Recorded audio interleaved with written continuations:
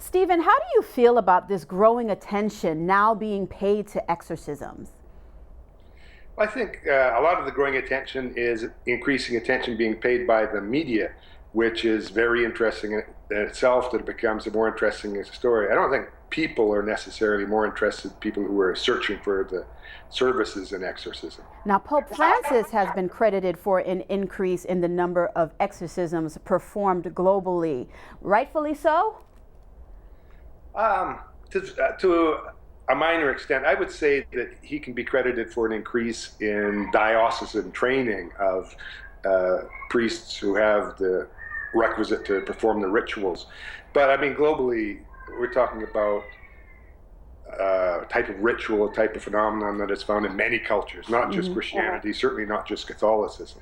Now, you have said that people believe possession of Satan is a problem, and the Catholic Church is making sure that they have these quality control over these issues. Personally, what examples of Satan's presence in the world have you seen lately? Well, it depends on the lens through which you look at these things. I study a variety of different religions, and the first line for people when they're talking about the presence of evil in their lives is the local line: a sick child, the loss of a job, psychological problems. And many people look for witchcraft or the presence of demons as causes of these things. My biggest question to you, I think, Stephen, for today is going to be, why this hesitancy on the part of priests that have actually performed exorcisms to talk to us about it, to be more transparent about it, in your opinion?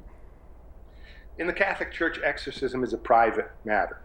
And there's a lot to be said for that it is ultimately, whether you believe in the presence of Satan or not, whether you believe that exorcisms work at a spiritual level or just at a psychological level, the bottom line is they manifest themselves, these kind of problems, primarily within families. So the Catholic Church respects the privacy, the domestic sphere of most of these issues, and I think that's what you're finding there. In other religions, say Pentecostal Christianity, if you look in Brazil, for example, you can find exorcisms of Satan live on TV. So do you think as people come to the realization that Satan is indeed present among us, and with the Holy Father's encouragement, it seems to confront this evil, do you think people will become a little bit more open to talk about it? I do. He's setting a precedent exactly for recognizing that this is no innovation. This is a traditional part of Christian belief in Catholicism and outside Catholicism, and it's important that people be aware of the various facets of their tradition. Professor, in your courses, do you teach about exorcisms? Do you teach about the rites? And how do your students respond?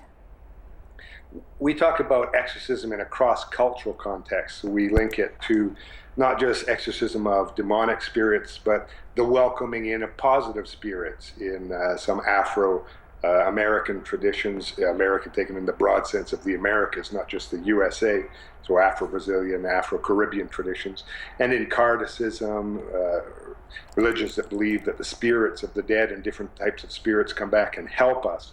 So we look at it not in the sense of dealing with evil, but with dealing with the spiritual reality of the world in a very personal way. In that light, students are especially interested to see, say, some neo-Pentecostal exorcism services, which you can watch on YouTube. You talk a lot about the cultural influences, and you've mentioned in a few interviews about the Latin American influence in bringing the rites of exorcism to the fore. Can you expound on that just a little bit in the time we have left? Well, Latin America, even if you look at literature, the presence of magic, realism, is a place that in many parts of the cultures acknowledges a spiritual presence in the world around us. Certainly science is important, but the spirituality, the presence of spirits, both positive and negative in the world around us, is a big part of not just religious culture, but popular culture in Latin America. So to have a Latin American pope speaking about exorcism, on the one hand, is tapping into mainstream Catholic tradition, but on the other hand is speaking to this recognition of the presence, the vitality, in many people's eyes, the necessity of dealing with that particular face of evil in the world. All right, Stephen, thank you so much. I really appreciate all your insight at this. I'm very excited to learn a little bit more about it, and I really appreciate the perspective that you've been able to bring to the topic. My pleasure. Thank you so much. Have a great day. You too.